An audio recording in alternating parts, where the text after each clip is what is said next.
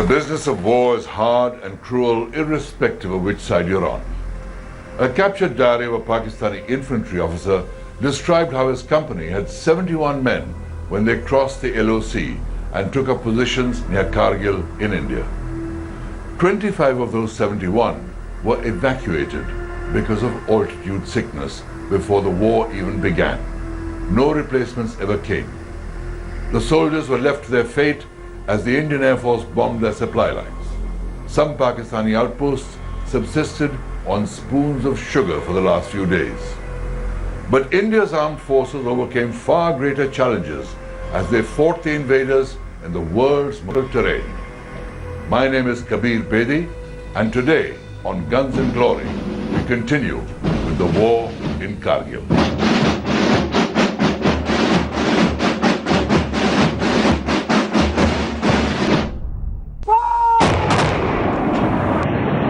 As the Indian Army and Air Force began operations in Kargil, the chief of the Pakistani Army, General Pervez Musharraf, went on an official visit to China. Between May 26th and May 29th, 1999, he had several conversations over the phone with his trusted chief of staff, Lieutenant General Mohammad Aziz.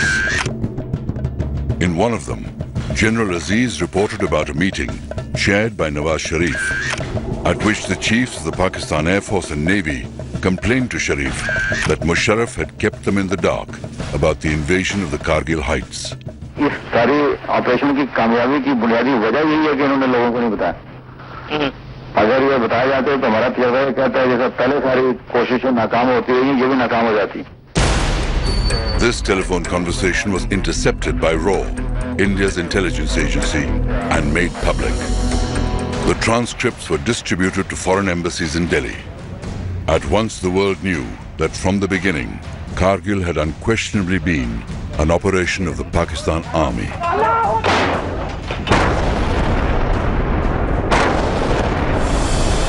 ठीक पीछे पाकिस्तानी घुसपैठिए वहां से घुसपैठियों को हटाकर सेना के लिए एक बहुत बड़ी चुनौती है। पाकिस्तानी सैनिक The Kargil War was extensively covered on the ground by both the Indian as well as foreign electronic media.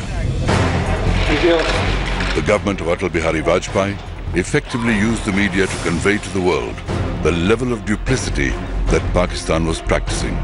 Access was given to the Indian media by the Vajpayee government, but the focus of the Vajpayee government really was, on the body bags, because they wanted to whip up this passion and frenzy. On the battleground, proof was there to see that those on top of the Kargil Heights were no Mujahideen infiltrators, as claimed, but regular Pakistan Army units following commands issued by their Rawalpindi headquarters. Each deadly thrust up the treacherous terrain of Kargil by the Indian Army was broadcast for the nation to see. मेरे ठीक सामने उस पहाड़ी पर घुसपैठियों ने कब्जा जमा रखा है।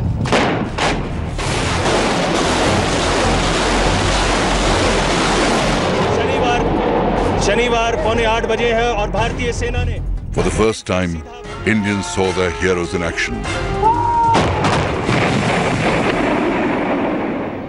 and realized that they too were mortal men of flesh and blood, and it was only a brave death that anointed them with immortality.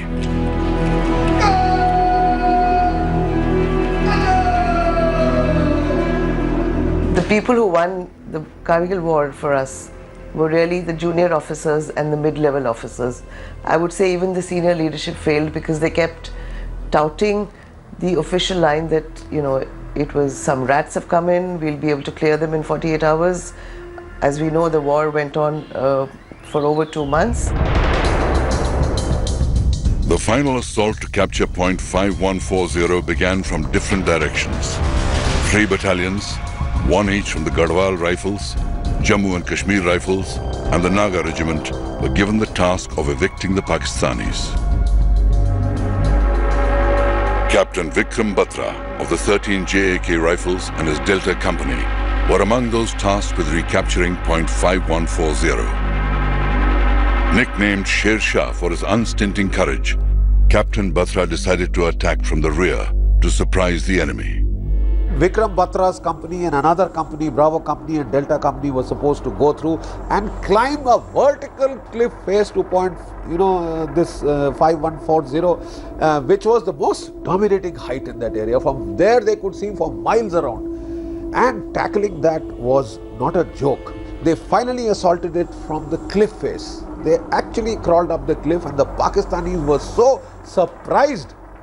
They never expected an assault from the side. They were firing from the direction of the gentler slope, this relatively gentler slope where they thought they would come up from. And the entire there was a fierce hand-to-hand fighting there. The entire Pakistani garrison was either killed, most of them fell to their deaths from that steep height in trying to get away.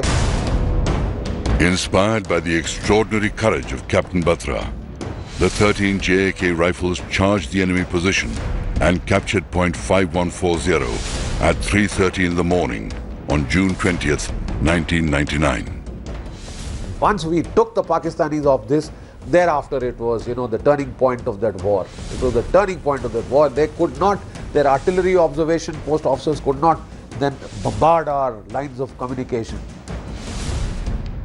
The capture of point 5140 set in motion a string of successes like point 5100, point 4700, Junction Peak and 3 Pimples. Captain Batra led his men to even more glorious victories with the recapture of point 4750 and point 4875. One of their boys was hit badly and he was lying in the open and he was crying, "Somebody get me, somebody help me." So one of the JCOs of Vikram Singh, he said, "Sir, I'll get him." Vikram laid a hand on his shoulder and he said, "Tu baal bachedar hai, main shara hu. You are married. Look, I have nobody behind me." He went to get that boy out. He dragged him out, and as he had almost brought him to safety, that is the time the Pakistani sniper shot him through his chest. In the early hours of 7th July 1999, Captain Batra fell in battle while rescuing an injured officer during an enemy counterattack. He was awarded the nation's highest honor for gallantry, the Paramveer Chakra. Pakistan had thought that the scare of a nuclear war would force the Western powers to intervene. More importantly, Pakistan wanted Kargil to be linked to the bigger issue of Kashmir. But for once it seemed no one was ready to listen to Pakistan. The international community realized that Pakistan was playing a dangerous game, and even Pakistan's traditional allies, Turkey, the OIC, and even China, did not come out in support of Pakistan. In fact, Kargil bust the myth of an all-weather relationship existing between China and Pakistan. The Prime Minister of Pakistan, Nawaz Sharif, had been trying to get America to come out in support. The Pakistan Foreign Ministry kept up a constant litany of how India was violating the sanctity of the LOC. In my lifetime.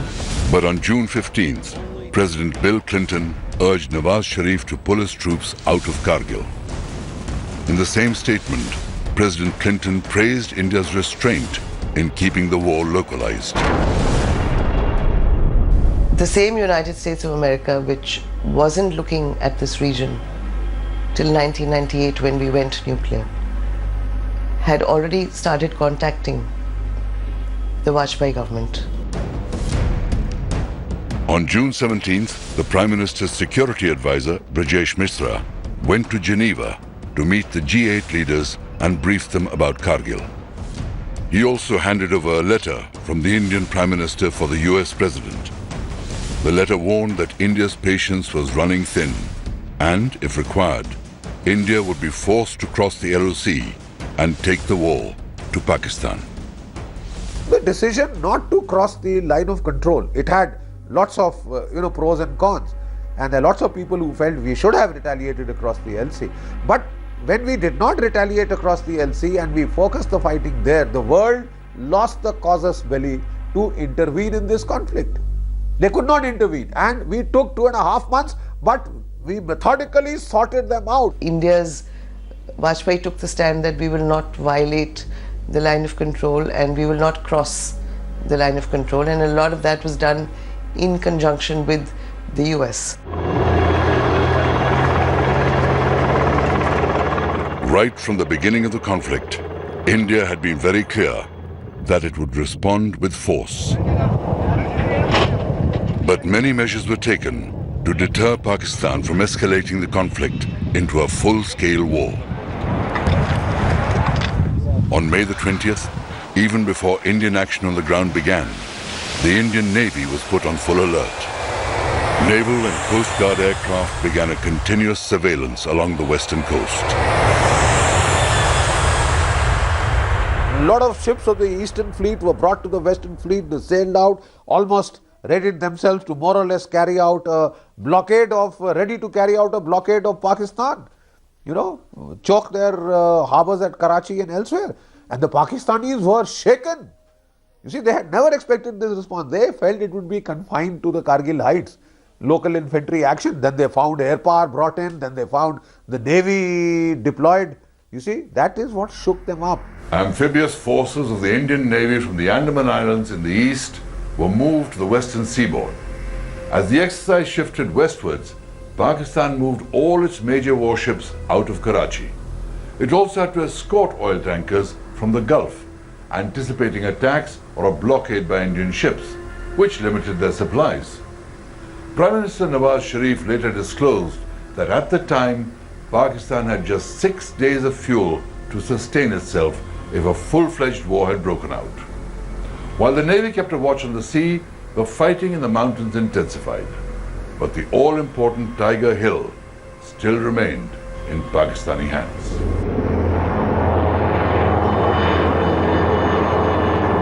Tiger Hill stands 16,700 feet high, overlooking Dras. It is a massive feature, almost 1 kilometer wide at its base, and was formidably defended by the Pakistanis. The Pakistani Northern Light Infantry had taken positions on top of Tiger Hill, as well as on the high ridge that ran to its west. Several peaks south of Tiger Hill had also been occupied by the Pakistani soldiers, and these provided observation points of the surrounding valleys and ridgelines. Point 4460, a kilometer south of Tiger Hill, was within supporting range of the NLI's artillery mounted on Tiger Hill. The Tingle Nala divided the complex, and Hill 4875 and Point 4540 stood opposite Tiger Hill. The Pakistanis defending Tiger Hill and the Western Ridge had moved in heavy ammunition to create an engagement area with interlocking fire from multiple sides. An anti-personnel minefield also blocked the approach from Point 4540. A 12.7 millimeter gun atop Trig Hill, a peak 2 kilometers northwest of Tiger Hill, provided the Pakistanis additional heavy weapon support. Their artillery battery on Point 4388 fired into the engagement area as well. The Indian Army faced a nearly impossible task in recapturing Tiger Hill.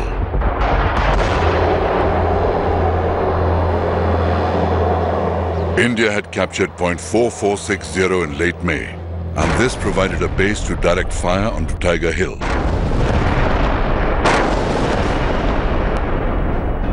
In order to conserve manpower, Pakistan's Northern Light Infantry abandoned Point 4540. Both these positions were to prove critical for India in mounting attacks on the Tiger Hill complex. Given the urgency, unacclimatized and poorly equipped soldiers of the 1 Naga and the 8th Sikh were sent to assault Tiger Hill. Murderous crossfire from the Pakistani positions inflicted heavy casualties on the Indian soldiers, and the assaults failed. The units surrounded Tiger Hill and dug in to wait. The Pakistan NLI launched counterattacks, but they lacked the numbers to push the Indian battalions off the hill. NLI soldiers even resorted to rolling boulders downhill onto the Indian forces. And then the Indian bombings began.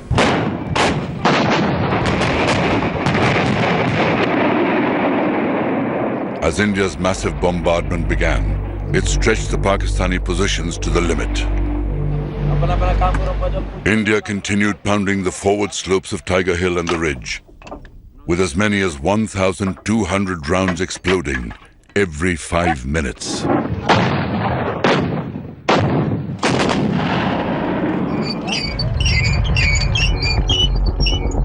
The Indian Army found an undefended flank on the east, and through this, they launched their attack on Tiger Hilltop. At the same time, a small raiding party penetrated Pakistan's line of defense on the western ridge. 25 soldiers of the 18 Grenadiers were ordered to advance and capture Tiger Hill. After scaling the rocks for 3 nights, they were just 50 meters below Tiger Hill when a stone slipped, giving away their position. Seeing this, the enemy opened up heavy machine gun, grenade and rocket fire, and in hand-to-hand fight, the team leader Havaldar Madan Lal and 5 soldiers got killed. But 7 soldiers who were near the Pakistani bunkers could neither advance nor retreat. One of them was Grenadier Yogendra Singh Yadav. Sensing the gravity of the situation, Yogendra Yadav wanted to silence the automatic fire of enemy machine gun which was coming from a bunker by throwing a grenade inside it. He mustered up his courage, crawled up to the bunker and lobbed grenades inside the machine gun bunker and killing 4 Pakistanis in it. Yogendra Singh sustained 15 bullet injuries and was the sole survivor of the 7 soldiers of the 18th Grenadiers who stayed on to fight the Pakistanis. यहाँ पैर में हाथ में गोली मारी, last में उसने यहाँ पे गोली मारी। तो 3 दिन तो हो गए थे पहाड़ी में चलते चलते, पूरी पैंट फट चुकी थी पीछे से। तो पर्स रखा हुआ था यहाँ पर, पर्स में कुदरती तौर पर जो है गिलट के 5-5 रुपए के कई सिक्के थे। जब उसने गोली मारी तो वो सिक्के पे लगी तो रिकोचिट होगी गोली, तो मुझे एहसास लगा कि मैं मर गया। जब उसका दूसरा जवान बंदा साथी जो हमारे साथ पास आया वेपन उठाने के लिए, उसने मेरा AK-47 उठाया और वापस मुड़ा, तो मेरी एकदम आंखें खुली ऐसे जैसे नींद से जगा हूँ। अंदर से एक आया कि अब यार अभी तक नहीं मरा तब मरेगा भी नहीं। मैंने अपना एक ग्रेनेड निकाला और उसके ऊपर ऐसे थूक दिया। The injured Grenadier Yadav single-handedly kept on fighting and before falling unconscious passed on a vital piece of information. The Pakistanis were about to retreat. For his bravery, Yogendra Singh Yadav was awarded the Paramveer Chakra.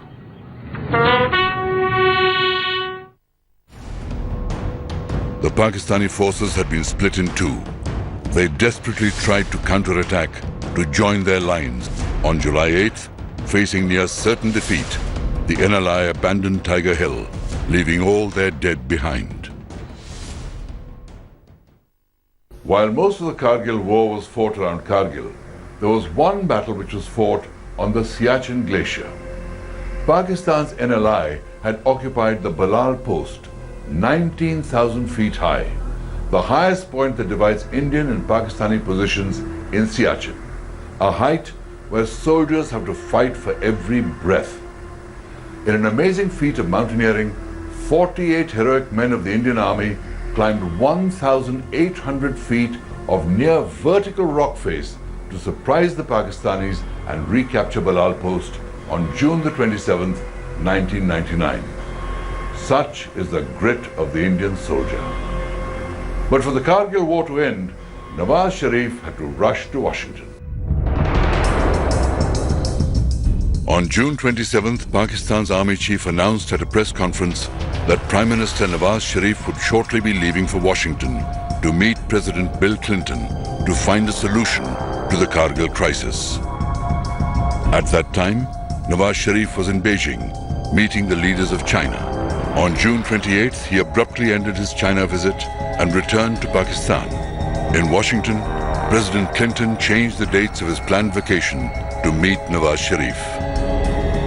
The US had even pushed for Prime Minister Atal Bihari Vajpayee to travel to Washington, but Vajpayee refused. Bill Clinton met Nawaz Sharif on July the 4th. Behind the scenes, Pakistani and US officials sat across the table to hammer out the exact wording for the declaration that would follow. Bill Clinton's national security advisor, Samuel Berger, constantly discussed the wording with Vajpayee's security advisor, Rajesh Mishra, in Washington. In Delhi, Prime Minister Vajpayee waited for President Clinton to call and tell him that Pakistan would withdraw its remaining troops with immediate effect.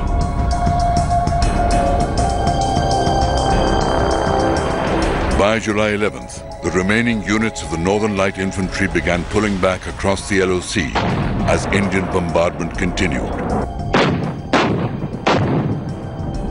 And Indian troops recaptured key peaks in the Batalik sector. India set a deadline of July 16th for all Pakistanis to return to their side of the line of control. On July the 12th, Nawaz Sharif went on television to explain to his people why Pakistan was retreating from Kargil. The war in Kargil officially ended on 26 July, but it had far-reaching consequences for the future.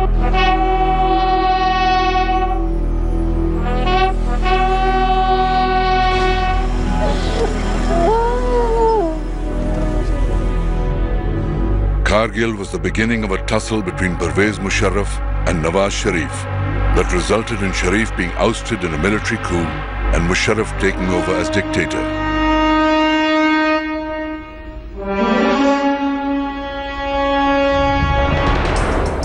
Today, the wheel has turned again, with Nawaz Sharif back in power and Musharraf being tried for treason.